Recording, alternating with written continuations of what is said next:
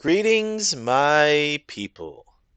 Tonight, I wanted to do a very special video here at Khorum Coast, one that I've kind of waited almost a year to put out for everyone, just so that, I could do my due diligence and make sure I somewhat do it right. So, today, I want to tell y'all what it's like to own a piece of virtual land, at least here in the Entropia universe. So, first of all, for any of y'all who may not know what that is, let me explain. The Entropia universe is a real cash economy that has everything linked to the American dollar, so that wherever you hunt, mine, shoot, whatever you wear, your avatar skills, all of it has a real world value. Okay? And it's run on what's known as the Ped, the Project Entropia dollar, where every 10 Ped is $1 inside this game. So you can see down here, I've got 791 Peds on my Ped card. Technically, that's 79 US dollars, right? So in this game, you can also own pieces of land that players can come and hunt on as a business that you also end up buying with, the Ped and all that. And I bought one last year and I started me a business. And I decided I wanted to share that with y'all now and kind of discuss how that went and my thoughts on it so far. We are here at my land area, the Khorum Coast. I purchased it last 23rd of March in 2022. So it's 3 days from now, it will be a full year of ownership. Right here, we're looking at the LA marker, and that is what you go to as a landowner to interact with your land itself. But before we get to that, I want to show you what a land deed looks like because it is quite different than an estate or any sort of deed in the game. It is this color right here. It is blue. So it's a very different than any other deed color in the game. If you see a blue deed, that is for a land area. You can see up here it says land area deed, right? So if you go to the estate, it says estate deed right here, and it's a different color. But if you hover over them in your inventory, it just says Khorum Coast Estate Housing Property Deed. And over here, it says Khorum Coast Housing Property Deed, even though it's not housing, that's your land. So just a heads up, this is your bread and butter. That's your precious baby right there, is that land deed in your inventory. So how do you take ownership of a land, you may ask? Well, when I purchased Khorum Coast, I bought these two deeds from a player, and they were given to me in a trade window for the ped that I purchased the land for. And when you have your land deed, you come over here on your land area to the LA marker, because there's one per land, right? So you go to your LA marker and you walk up to it with this blue deed in your hand, and you will take control of the land area. You'll switch it over and it will become yours. However, if someone else ends up with this blue deed, or if you're just renting the land, whoever comes and interacts with the LA marker that has this deed will become the owner. So let's say I'm not owning the land right now, I'm renting it out to somebody. They can come and interact with the marker all they want because I let them take ownership of it and then I got the deed back. However, as soon as I come up here owning the blue deed and interact with the marker like this, I will have the option to take ownership from that individual. So be very careful and make sure you are all aware of how you actually own and rent, because it's all in who owns the deed and who currently controls ownership of the land. It's two separate things. It truly is. You can own the land, but not own the deed, so to speak, where the money goes to you that the land generates goes to the person that owns the land. But if I own the deed, technically I own the land overall. I could come and grab the marker and the land is mine. The ped then comes back to me, so to speak. So let's go over the land marker itself. You click here and you see you got your land area settings and your creature management. Let's start by explaining some DNA, because that's the bread and butter of owning a land. Or as a good friend of mine on here, Laura Spade, who's also the boss of my society, leader, I guess you would say, said, that's how the sausage is made, is your DNA, right? So right here you can see a land has 6 DNA slots up here at the top. All of mine are currently full. If I had some that weren't, I believe there's like a blank or an X or a question mark, something like that. I'm unaware. When I purchased Khorum Coast, I had all these DNA. Now you can see up here at the top, every picture looks the same, but as I click it, it's for each individual creature. Mutated new soul, another mutated new soul, mutated Zadul, mutated Hadrada, and then mutated Camaldon. So how this works is every land has 6 pieces of DNA that can be put into that land. And then you adjust each individual piece of DNA down here with the slider bar. Oh, dang it. I actually forgot to show you all something and explain to you how you feed your creatures. All right. Pause on the DNA slider bar for a second. We'll go back to that. I'm sorry. I forgot to mention that every day you have to pay an upkeep cost if you want to spawn your creatures. You can see out here I've got my Camaldon and I've got my Zadul spawning out here in my land. That's because I'm currently paying fertilizer every day to spawn them. And how that works is you create your fertilizer with your growth molecules and your common dung. With your refiner, you equip it, and now it's a 1-to-1 ratio, by the way, with dung and fertilizer. One piece of dung, with dung and growth molecules, I'm sorry, gets you 1 piece of fertilizer. So you refine it, bada bing, bada boom. I now have 10 pieces of fertilizer, which is valued at 4.7 Ped or 40 cents to the US dollar. But let's take one. I just want 1 piece. So 1 piece is worth about, let's say, a nickel. Okay, a US dollar nickel, 1 piece of fertilizer. Now, what you use your fertilizer for is it's down here at your slider bars with your numbers and maturity. You can see I've got 574 available improvement points on my land. That comes from having the fertilizer. If I put it in, piece over here, you can see, oh, your improvement points will increase by 1 because you put 1 piece of fertilizer. So it costs me about 5 cents to the US dollar per piece of fertilizer to adjust over here, okay? You'll see available, spent. So what you do is you decide which creature you currently want to have spawning on your land. Like right now, you can see I have over here, I've got Zadul, I've got them on numbers, and I've got them on maturity. They are locked. So I'm not adjusting their slider anymore. They're right where I need them to be, and I'm not paying to adjust it. However, if I wanted to start over here, let's say I wanted these mutated new soul. I want to start spawning them. I have to pay to move these sliders. You can see my available points and my expenditure coming up over here. Like let's say, let's get it to where it costs me 2 US dollars, okay? Oh no, wait. I'm pretty sure. 10 bucks. Okay, so it's gonna cost me 10 US dollars, I'm sorry. Right here.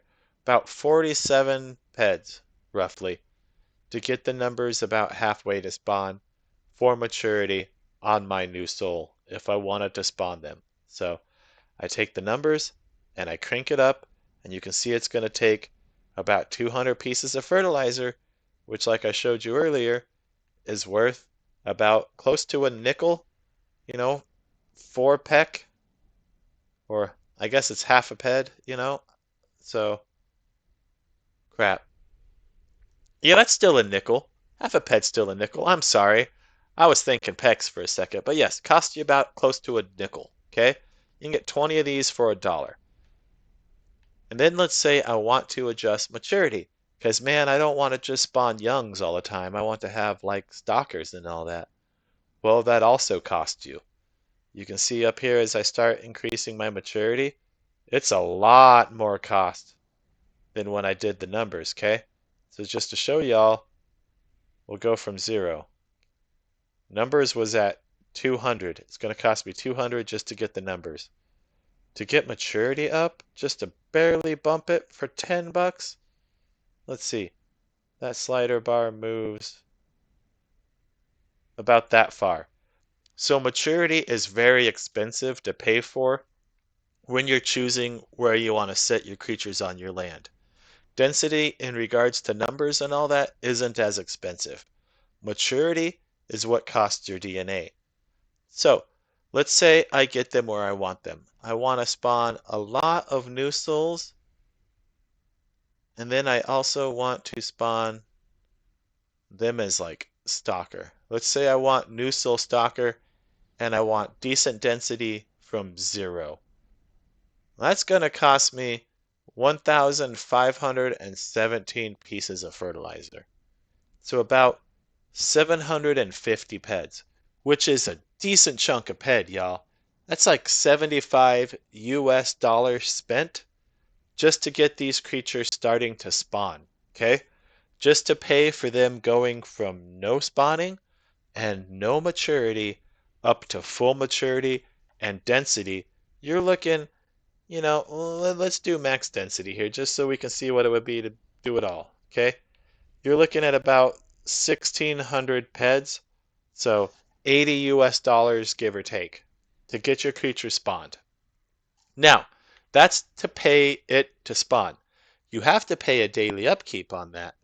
So how that works too is you choose to lock in your DNA right here. Lock the number of creatures setting until fertilizer runs out. You lock it in. And that's going to tell the land marker that I have these creatures where I want them. And now you take the DNA cost of feeding them out of the improvement point pool over here if there was anything left. So if I had leftover fertilizer, it's not going to adjust these sliders at all. It's going to keep them where they're at, and it's going to pay to feed these creatures every day. But they're going to stay at stalker and the density. If I stop feeding them, like I take away the fertilizer and they have nothing over here on the available points, it's going to unlock these and they will slowly go down back to nothing. It will take a while, but they will go down and you'll lose all that investment you put in those creatures over a long period of time.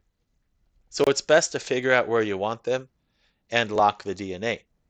Now, to lock the DNA also costs you every day. So to lock numbers, it's going to cost you 12 ped a day for a creature to lock its numbers in. To lock its maturity, it's going to cost you 18 ped a day. Or wait, no, it's 8. It's 8 for numbers. I'm sorry, it's 8 for numbers and 12 for maturity. So it's 20 ped a day total to lock both your sliders. So you're looking at 2 US dollars a day to keep your sliders from going back down. But when you think about it, man, I spent $80 to get them up here, $2 a day to keep them from going down.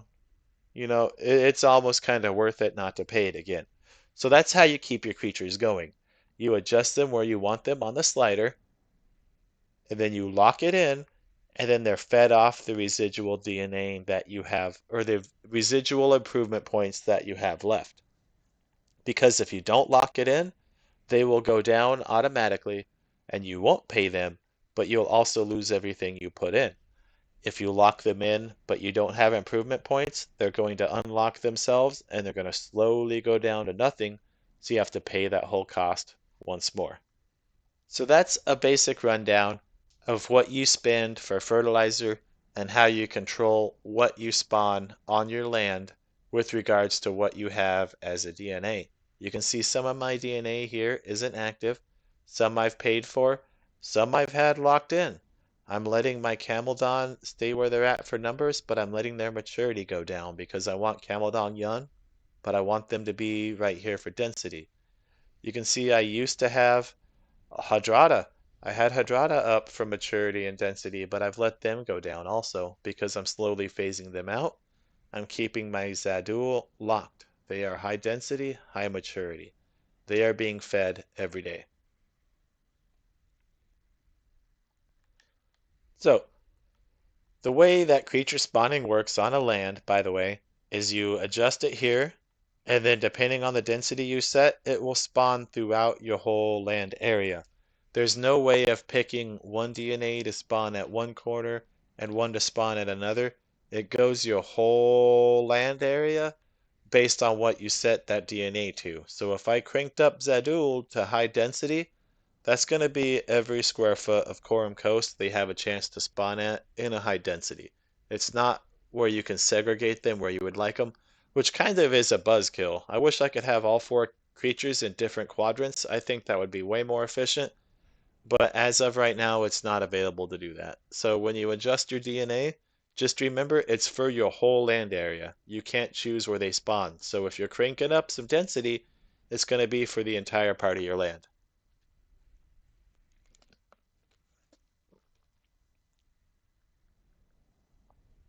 All right, what's the next topic to discuss here, y'all? Because I made a couple pointers that I wouldn't lose complete track. So we did spawn density and daily cost. Let's explain the message on the land and the tax system. All right, so the LA marker right here also is where you adjust your land area tax. You can see right here I have it set for hunting at 3.99%. I also have it set for mining at 3.99%. Because I have a jackpot system going. So yeah, my taxes are a little on the high end. They're not quite 5%. There's worse out there, but I'm a little high because I have a jackpot. Every global filters in, and I have an event going based on my income from the land. So make sure as a landowner, you adjust your income where you need it to be fair to your players and also to support your events. Down here, you can do your welcome message to the land, and that's what every player sees when they show up at your land, and this little thing comes up, the message center, and they're like, oh, hey, thank you for coming to Khorum Coast, blah, blah, blah. We've got these creatures, and this is what we find, and this is our tax, and these are our events. You type that all in right here, and then the players will see that every time they jump on your land. It will come up as a little notice along with how much tax is being paid, which you can see down here in the corner, and also who is the current manager of the land. Over here is where you set your events. You can view or create your events on your land area. You can make it private where no one can create events on your land, or you can make it public where anyone can do it. Right now I have it set to public. Anyone can come up to Khorum Coast and make an event. However, if I wanted to be specific and just inclusive with myself, it would only be me. But what you do is you can see here, you got your Saturday, Monday, Tuesday, Wednesday, Thursday, Friday, and you pick your time slot, and you come over here to create event, and you're like, oh, okay, man, I could drum up some hunters on a Friday night. Over here for about an hour and a half, let's say, from, what was that, 1730 to 1830. So that's actually going to end at 1900 probably. I'm going to get me some hunters. And I know they'll come out. It's a good time. I'm going to give some prizes and I'm going to get some activity. So you make an event because it's your land and you want to give back to the players and you want to spice things up. So you come here, you can name your event and you can describe it. You can also click right here with the stream URL. And if you are going to be streaming your event, you can link it to your stream channel. And I believe it auto streams for you. I could be wrong on that. I'm unaware. I haven't streamed mine yet. So you set your date, you describe it, you be like, hey, it's an event at Khorum Coast. Hey, over here you come and thank you for showing up. We give you some peds, blah, blah, blah. And then you set your rules. How you want people to win your event. Do you want them to be most votes, most PvP points, most loot, or highest single loot? Honestly, I think highest single loot is about the best way to go because it comes down to anybody has a chance. It's not like most loot where it comes down to how much ped can you spend. Like I'm just gonna shoot the most creatures. I want anyone to feel like they have a chance at my events. So most of the time I go to highest single loot because it could come down to just Mind Art giving you that magical global on anything. You could hit a Hadrada Young and somehow loot better than someone hunting Campbelldon that night. You never know. So I always go for highest single loot wins. So you can click that. And then down here you can set some other parameters like no healing, no melee, no ranged, accumulate loot, PvP enabled. I haven't really messed with a lot of these, to be honest. I don't. I haven't seen any reason to constrict any of my hunters in the events, so I don't. Over here, minimum reputation required. Also, I don't really mess with that. Just leave it as is. Your ticket cost. If you start an event but you don't click your tickets over here, it's going to want to charge people 10 ped to come to your event. So if you're like me and your events are free, switch it down to 0 ticket cost so that people can go to your event and hunt for free and they don't have to pay for a ticket. You can also reserve tickets. Like, oh man, I think I'm going to sell tickets to my event because that's the real winner is to be able to show up. So I can actually say, I'm going to buy 20 tickets and there's only going to be 20 tickets, right? So I have to pay the system for these 20 tickets also. You can see down here my event cost is going up as I put tickets in for myself. But what that does is it restricts people from showing up to my event who I don't want to be there, or I can make it where you earn tickets to a more exclusive event. Like these tickets we're giving out as a reward, and now you're here for this event with the big money kind of thing. That's how you set this up is by giving yourself reserve tickets that then you yourself market and sell or give out.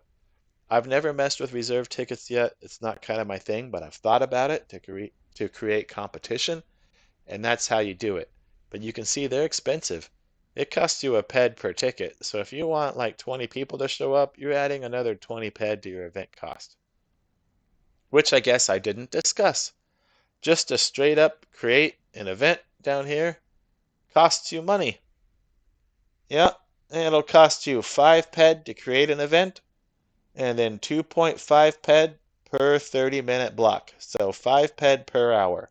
So you're looking at, for an hour-long event, 10 ped, $1, just to create it in the system. Now that's before you give any rewards out or anything like that to any players. It's going to cost you to MindArk 10 ped to make that hour-long event, right? So that's where this comes from down here. You have your total event cost. And you could see when I was adjusting the tickets, my reserve tickets, the event cost was going up. That's because I was adding reserve tickets, which I don't normally mess with. So typically for me, my event cost is 12.5 ped to MindArk to create the event. Because I do an hour and a half at Khorum Coast, so 7.5, and then it also costs 5 ped to MindArk. So let's go over here to prizes. This is where you determine what you're going to give to players that win. You have your first, your second, and your third. Let's say, oh man, you come out hunting here at Khorum Coast tonight. We're going to give first place 100 peds. Second place is going to get 50 peds. And then third place, we're going to give you 25 ped. So we'll add that all up here. We'll drag her over, okay? So what you're doing now is you're setting up the rewards for whoever gets the triggers to the rules on your event, like whether it's highest single loot, most loot, or whatever. This is where the ranking comes in, first, second, and third. So man, I want, 150 there, 25 for third. Cool. Got that all set up. So it looks like I'm going to be giving out 175 ped in prizes tonight, and then 12.5 ped in event cost. So remember that. You have to remember what it costs you to host your events also. Think about what you can get back, but also be as fair as you can to your players. Always give as much Ped as you can to them and make sure you're slightly covered. So keep in mind your event cost down here to Mind and what you would pay to your players because they don't get this 12.5. That's gone. That goes to the system. This is what you give to your players right here in your price slots. And that's how you host an event. Our next topic to discuss is the Ped Flow Center. So, when you purchase a land or you become owner of one, whether you're renting or you own it yourself, whoever has touched the land area marker, like I said, with this blue deed, gets access to the Ped Flow Center. And this is where it shows you your daily, or if not daily income, however long it takes to get a payout to your land area. Now, the way that works is every 50 Ped in taxes you accumulate, you get a payout. Like let's say I got 50 Ped in taxes today. I will get paid by Mindark today, 50 Ped, when the day rolls over. You can see every day it rolls over at 00, and I get a payout depending on activity. 50 Ped is the minimum. If you don't get 50 Ped, it accumulates and will roll over for you. So let's say I only got 35 Ped activity today. Damn, I didn't get a payout. Well, that money isn't lost. Like you can see here on the 13th. Activity dropped a little bit. Nothing was going on from the 13th to the 16th. That money wasn't lost. It just built up. And then instead of like a 50 Ped payout on the 16th, I managed to get over that on that same day. So I got 50 from the 12th to the 15th, potentially up to maybe 50-ish. And then on the 16th, I got 44, 51, something like that. That ended up triggering that last little bit and then pushed it farther. So you don't lose your revenue if you don't get that 50 Ped threshold every day. It just kind of rolls over. So it accumulates slowly, gradually, daily, depending on activity. Now, it doesn't tell me, however, what activity I had. I don't know if this was hunting. I don't know if this was mining, what my players did, who they shot, nothing like that. It doesn't show me. I just get a value change, 69.05, 61.04, how much was made, and then the overall balance right here that I haven't pulled out. I could transfer it all, click this button, and then the Peds would go to my account, the balance would go to 0, but it would still show you your value change as to what your land made every day. Now you can see here, I can scroll back pretty far, and you can see what my current value was and what my land change was when I took it out. Like balance was 0 because I withdrew 1,910 Peds, blah, blah, blah. All of that kind of shows you what you make per day, and that's where your revenue's from. I wish you could see if it was hunting or mining or more specific, but sadly, that's not something that we get with the current system. And yeah, that kind of sucks because it makes it hard to focus on your player activity. But if you look at Entropia Life, which we'll go over here in a bit, you can do that to kind of like show you what activity you have. So let's go over to Entropia Life real fast, and I'll show you all how you track and record your player activity on your land. So you can see here, I've got Entropia Life loaded up, and it shows me my activity at Khorum Coast every day, the globals that were recorded with their tracker. Sometimes if there's not enough people running the tracker, not all globals are recorded. So you may miss a couple depending on how many people are running the tracker on your land. But this is essentially what we use right here to record player activity. I can see who come out and hunted. Marcus Purgatory Aurelius managed to snag a Zadul Stalker Global 61 Ped on the 15th of March. And Cleffa Yik Yeager come out and did some hunting for Loot the Most, which was on the 15th. I also did some hunting there. You can see my globals and the value. So you can use this to kind of see what your activity is because the Ped Flow Center doesn't show you where it come from. Now, this is also how you can reward your players too, depending on the events you have. Like, oh, if you're trying to do like an overall monthly long highest single loot thing that's not in that event system I showed you earlier, but let's say just like a forumy thing or on a spreadsheet, this is where you would see who got the biggest global for your land for that month, is you would track your data. You can just scroll through here and see, oh man, the beginning of March we started here, and who would have got the highest global for the whole point of March. You can track them down and be like, man, you're the winner. That's how you do that right here.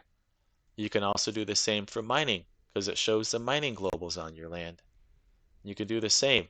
Be like, who got the highest mining global? If that's what my event was set to pay out, I'm going to figure out who they are and I'm going to make sure they get their peds. And that's how you do that here because it's all recorded on the land through Entropia Life as long as there's enough people running Entropia Tracker. It's very important to have an account on here so that at least you know something that's going on with your land, where to figure out what players are trying to hunt, who's hunting there, and are they sticking around. It's useful to know that kind of stuff. So next, I kind of wanted to tell you all some helpful tips and things that I have learned in my experience of being a landowner. Number one, you treat this as a business. You invested a lot of hard-earned money to buy a piece of virtual land, and this is your business. You wouldn't go out and buy a business in real world like open a bakery and then not care about it.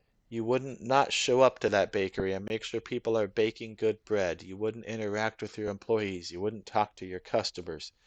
You wouldn't put on that air of ownership and be very professional. So always my first tip to y'all is be professional. This is your business. Don't get caught up in any drama. Don't be like any player or any other peer, someone else who owns a land or another investment in the game wants to drag you into something. Maybe they're jealous, maybe they're not. You never know. But don't get caught up in the muck. Don't be dragged down. This is your business. Keep a professional outlook all the time on your land area is a very vital tip to success. Another one, you keep your events simple, okay? Don't make it difficult on the players or yourself to be part of the events you have. A lot of times players come home after work and they just want to tune out and just shoot. They just want to go somewhere and mine. They don't want to worry about complicated things they got to sign up for or man, do this or that. They just want to be here on your land and enjoy it.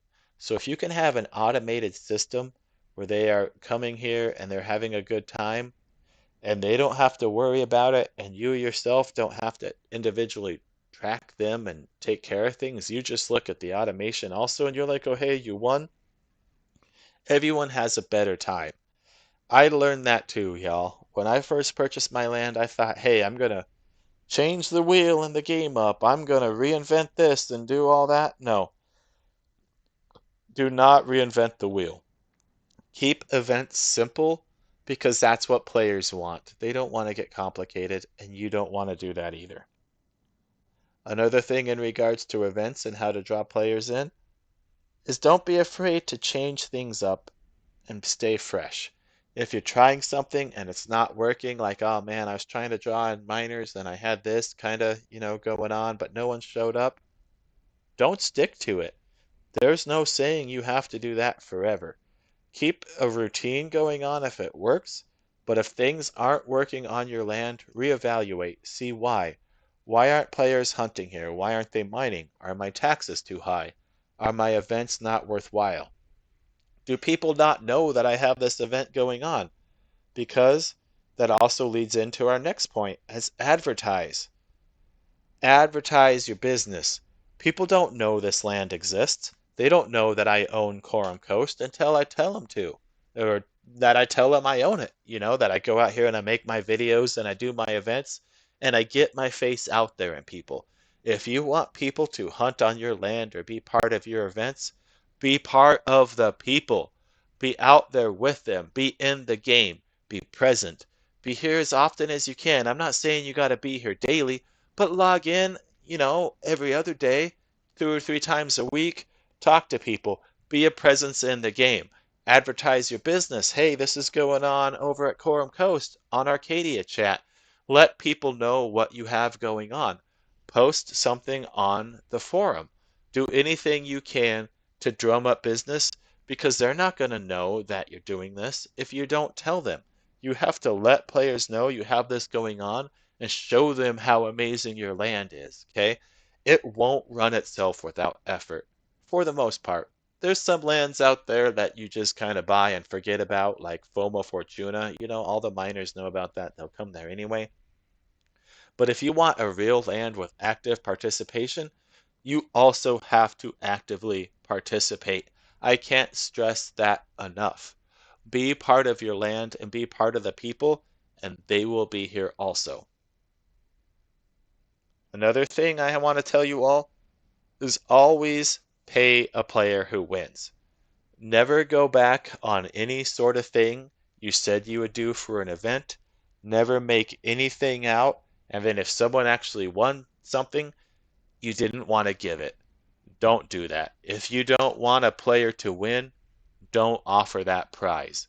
Never, ever, ever, ever, ever soil a customer over some lousy ped. If you are a land manager or you're running events and someone wins, you pay that player. I've seen tales of landowners or something like that who someone won and they tried to weasel it out of it. Don't. The bad publicity isn't worth it. And at the end of the day, all you're doing is making a customer who gave you the opportunity to come to your land and spend their time, you are now soiling that to them for a measly dollar or two. No, always, always be there for your players. Always stand up for what you said you would do for payouts for events, even if somehow, oh man, as an example, this is a personal example for me. I set an event up at Khorum Coast one time where I was going to give out 1,000 peds. It's like, I'm going to give out 1,000 peds for the first person that does this. And I thought it would take a while, that I could get a little bit of my ped back for the event cost. And then, some players would come out and they'd all have fun and we'd spend a couple days. 15 minutes. It took 15 minutes for someone to actually manage to trigger what I thought was hard, and I still think it was. They just got really lucky, but 15 minutes, okay? I had to pay them 1,000 ped. They didn't come out and spend 1,000 ped at my land. No one did, but I still paid that player because that's the right thing to do, and that's the event that I made. If you can't pay them, don't make an event. Just saying. Always do good to your customers, and they will do good to you. This is your business. Treat them with respect and dignity, and praise them for being here, and give them rewards for coming to your land. Speaking of praise them for being here, my last note that I'm going to leave y'all on tonight is thank your freaking players, y'all.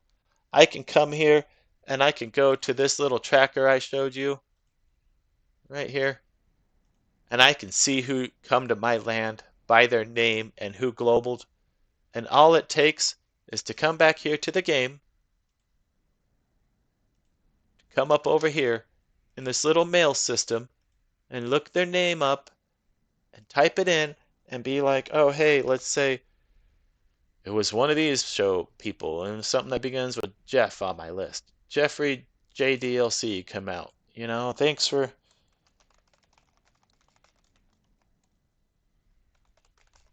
You type them out a thank you. These are human beings who came out to your land and spent time to participate. Maybe they don't even know the events you have going, but this is your opportunity as a landowner to reach out to that player and send them an in-game mail and be like, hey, I noticed your activity there. I appreciate you coming out to Khorum Coast and having a good time. This is what I have going on. If you need anything, let me know. I value you being a player that gave me your time. If you want their time, you give them your time. Always thank your players. Always be that landowner that's there, right there, man. Oh, thank you. I appreciate it. It's not all about making dollars off them and making money. Yeah, it's a business, but if you're not here to give back with peds and thankfulness to your players, your business isn't gonna last. It's all it's about, y'all. Don't be greedy and be thankful. That's the best things I can ever tell you. Don't try to think you're going to pay your land off in a month or two and you're just going to rake everyone over the coals with taxes and it's going to be so high. Make it affordable to come out here and hunt or mine and make them feel that you're thankful for them being here to hunt or mine. And you will do quite well as a landowner. That is my belief. And I suppose that's where we'll leave this video. It may have ended up longer than I thought. We discussed a lot of things, and I hope it was at least valuable information to some of y'all, because I know some of you have been messaging me in the forums about like, oh man, what's it like to own land? And some of you have even wanted to start offering Ped to buy Khorum Coast, because I thought about selling it soon to buy a real house.